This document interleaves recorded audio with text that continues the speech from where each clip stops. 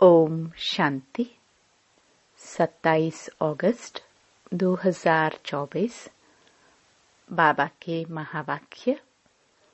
मीठे बच्चे, चैतन्य अवस्था में रह बाप को याद करना है। सुन्न अवस्था में चले जाना या नींद करना यह कोई योग नहीं है। प्रश्न: तुम्हें आंखें बंद करके बैठने की मना क्यों की जाती है? उत्तर: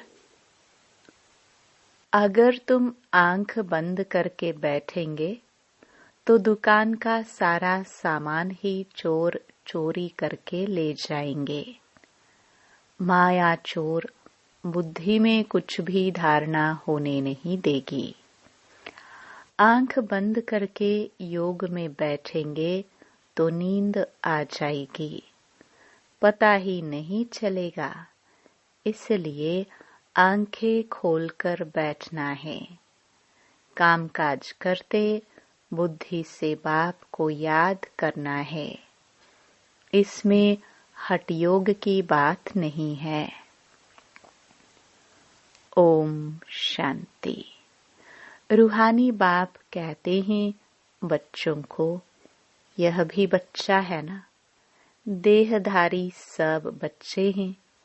तो रूहानी बाप आत्माओं को कहते हैं आत्मा ही मुख्य है। यह तो अच्छी रीति समझो।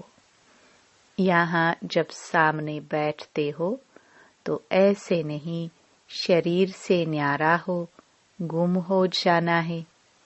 शरीर से न्यारा हो गुम हो जाना यह कोई याद के यात्रा की अवस्था नहीं है।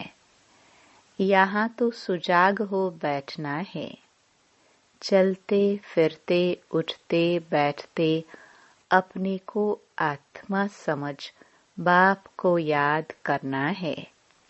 बाप ऐसे नहीं कहते यहाँ बैठे बेहोश हो जाओ।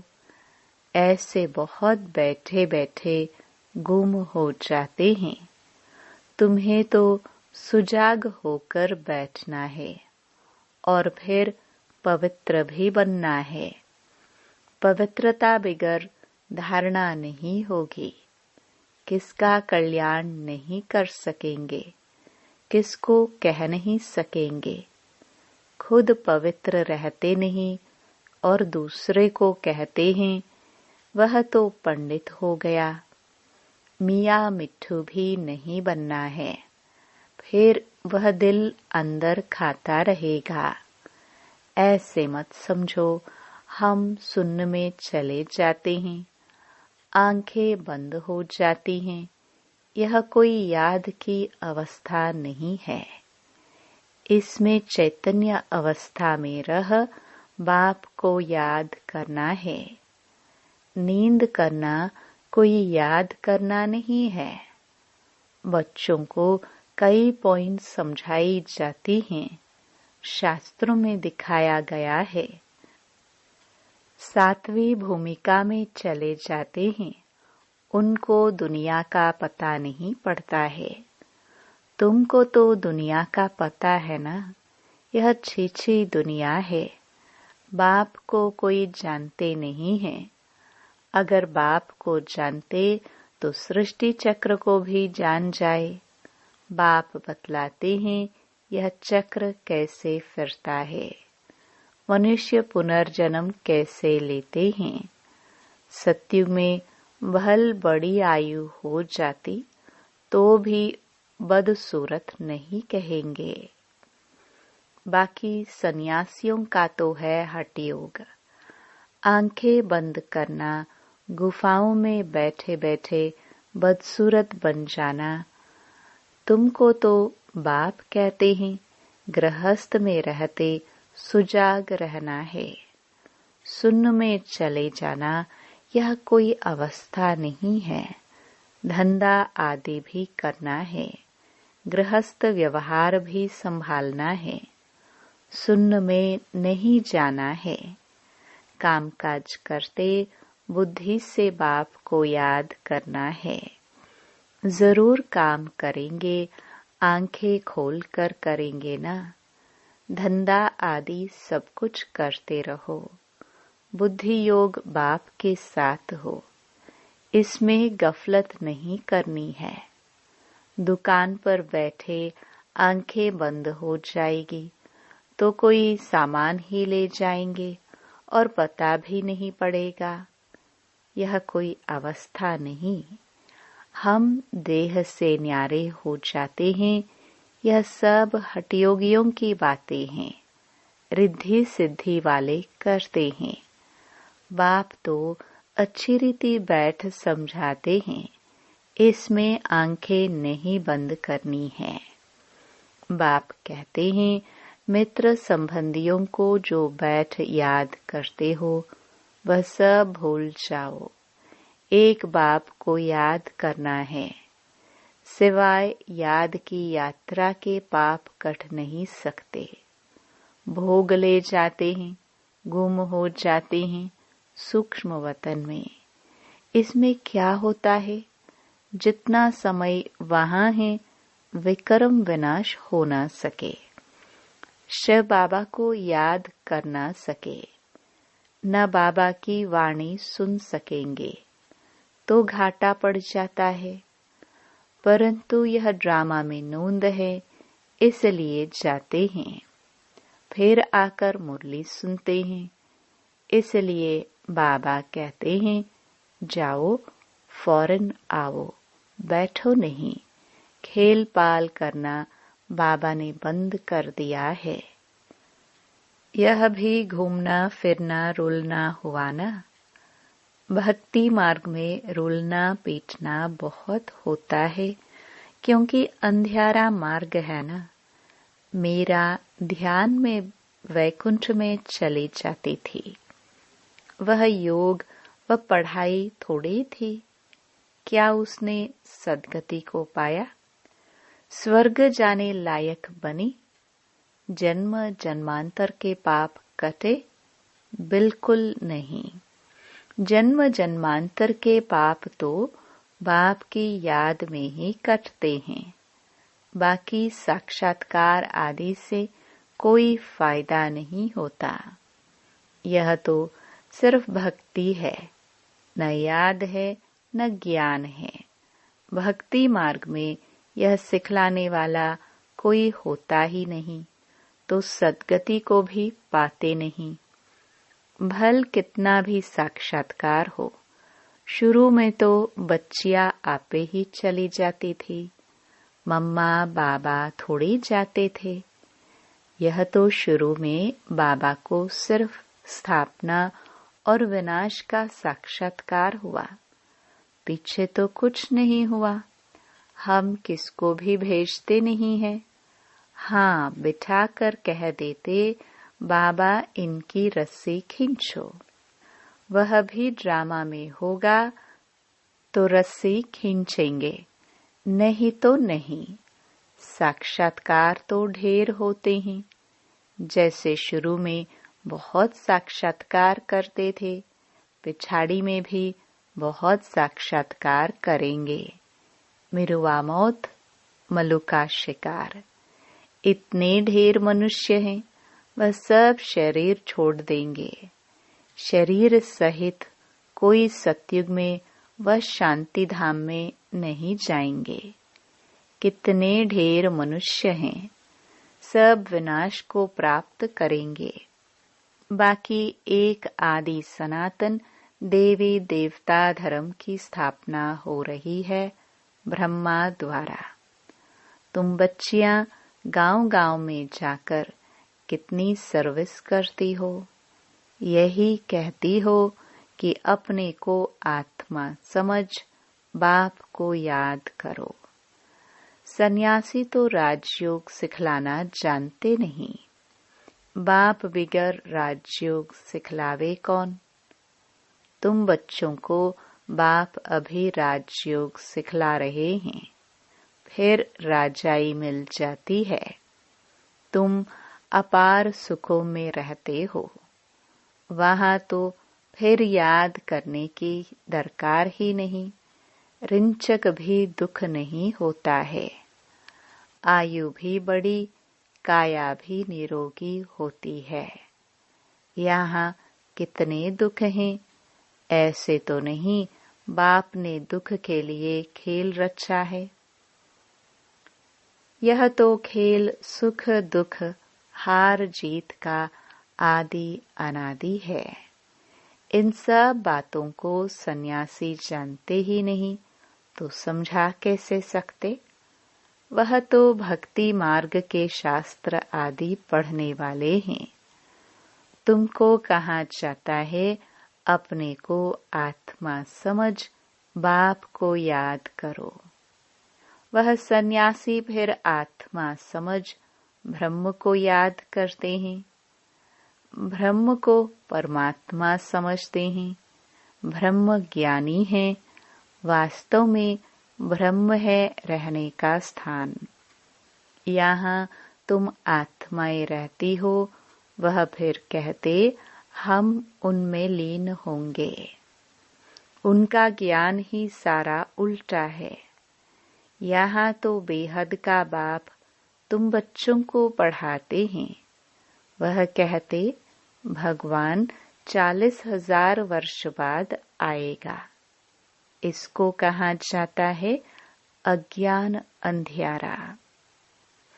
बाप कहते हैं नई दुनिया की स्थापना और पुरानी दुनिया का विनाश करने वाला तो मैं हूँ।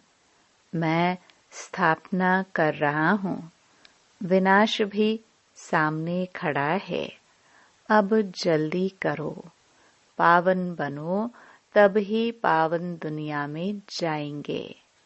यह तो पुरानी तमो प्रधान दुनिया है। लक्ष्मी नारायण का राज्य थोड़े ही है। इनका राज्य नई दुनिया में था, अब नहीं है। यह पुनर्जन्म लेते आए हैं। शास्त्रों में तो क्या क्या लिख दिया है। कृष्ण को दिखाया है अर्जुन के घोड़े गाड़ी में बैठा है। ऐसे नहीं कि अर्जुन के अंदर कृष्ण बैठा है।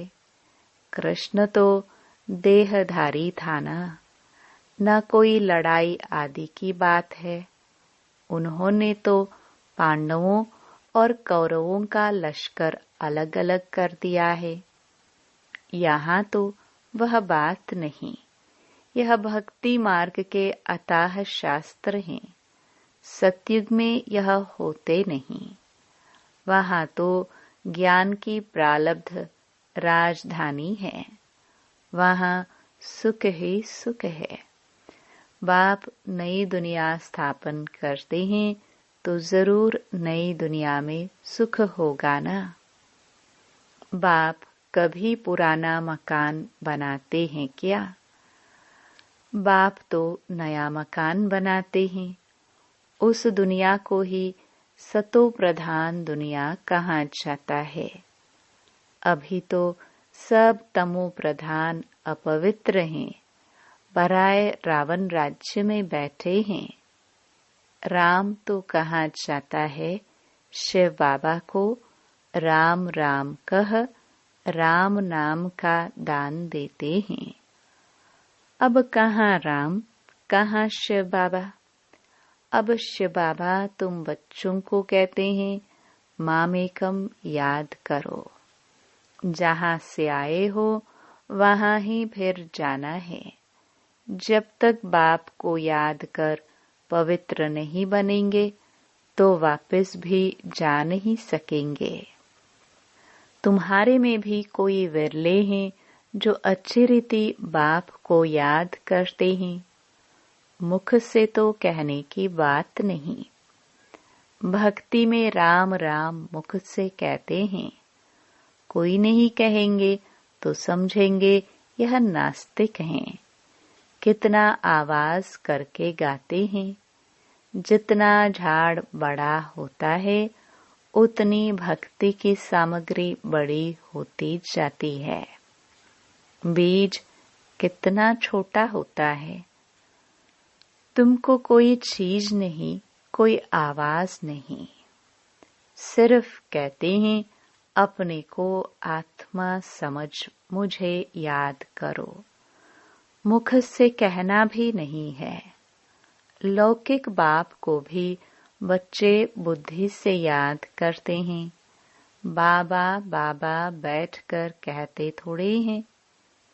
तुम अभी जानते हो आत्माओं का बाप कौन है। आत्माएं तो सब भाई भाई हैं। आत्मा को और कोई नाम नहीं, बाकी शरीर का नाम बदलता है। आत्मा तो आत्मा ही है, वह भी परम आत्मा। उनका नाम है शिव। उनको अपना शरीर है नहीं। बाप कहते हैं मुझे भी अगर शरीर होता तो पुनर्जन्म में आना पड़ता। तुमको फिर सद्गति कौन देते। भक्ति मार्ग में मुझे याद करते हैं। अनेक चित्र हैं। अभी तो नरकवासी से स्वर्गवासी बनते हो ना। जन्म तो नरक में लिया है, मरेंगे स्वर्ग के लिए। यहाँ तुम आए ही हो स्वर्ग में जाने के लिए। जैसे कोई ब्रिज आदि बनाते हैं तो पहले फाउंडेशन सेरेमनी कर लेते हैं, फिर ब्रिज बनती रहती है। स्वर्ग की स्थापना का उद्घाटन फाउंडेशन सेरेमनी बाप ने कर लिया है। अब तैयारी होती रहती है। मकान बनने में टाइम लगता है क्या। गवर्नमेंट करने पर आए तो 1 मास में मकान खड़ा कर ले। विलायत में तो मकान तैयार मिलते हैं। स्वर्ग में तो बहुत विशाल बुद्धि सतो प्रधान होते हैं। साइंस की बुद्धि तीखी होती है। झट बनाते जाएंगे। मकानों में जड़ित भी लगती जाएगी। आजकल इमिटेशन देखो कितना जल्दी बनाते रहते हैं। वह तो फिर रियल से भी जास्ती चमकता है।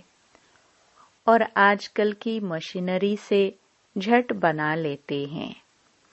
वहाँ मकान बनने में देरी नहीं लगती। सफाई आदि होने में टाइम लगता है।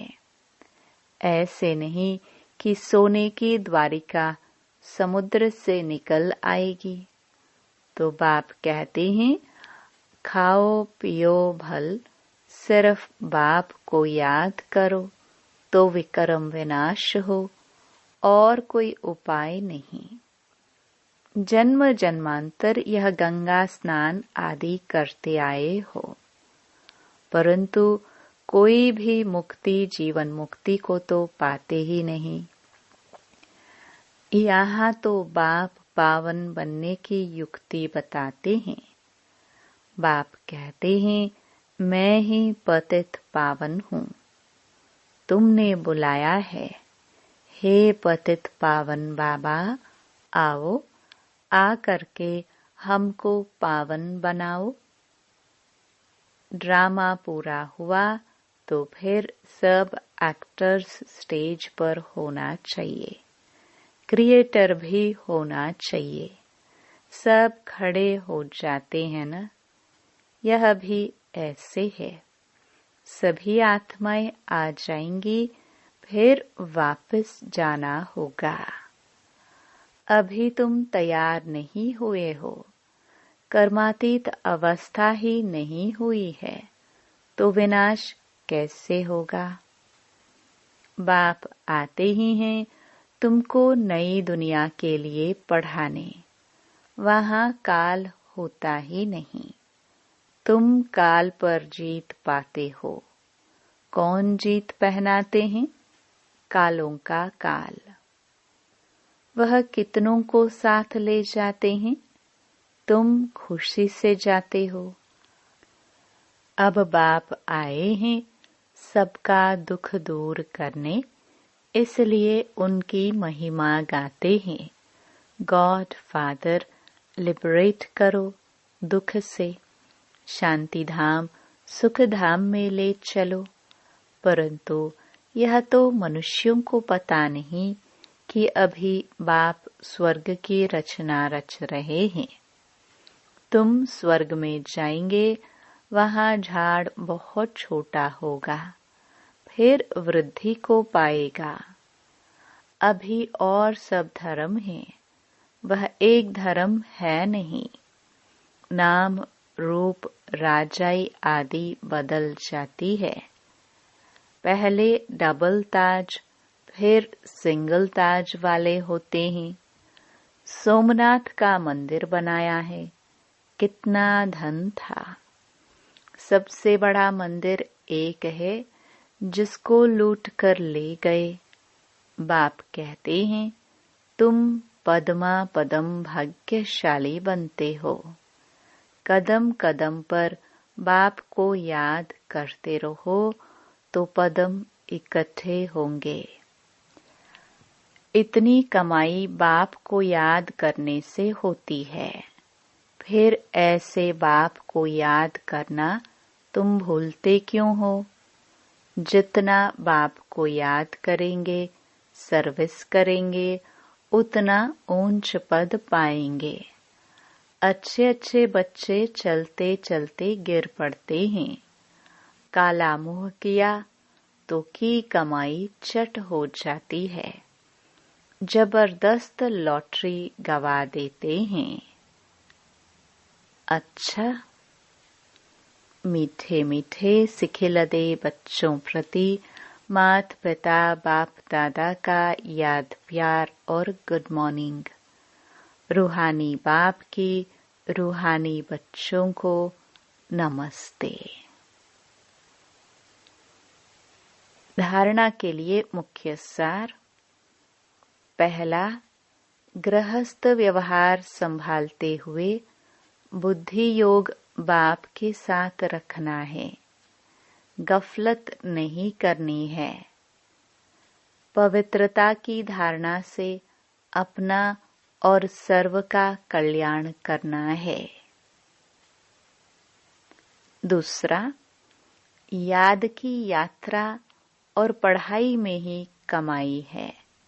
ध्यान दीदार तो घूमना है, इसलिए उससे कोई फायदा नहीं। जितना हो सके सुजाग हो, बाप को याद कर अपने विकर्म विनाश करने हैं। वरदान। श्रेष्ठ स्मृति द्वारा श्रेष्ठ स्थिति और श्रेष्ठ वायुमंडल बनाने वाले सर्व के सहयोगी भव। योग का अर्थ है श्रेष्ठ स्मृति में रहना। मैं श्रेष्ठ आत्मा श्रेष्ठ बाप की संतान हूँ। जब ऐसी स्मृति रहती है तो स्थिति श्रेष्ठ हो जाती है। श्रेष्ठ स्थिति से श्रेष्ठ वायुमंडल स्वतः बनता है, जो अनेक आत्माओं को अपनी ओर आकर्षित करता है।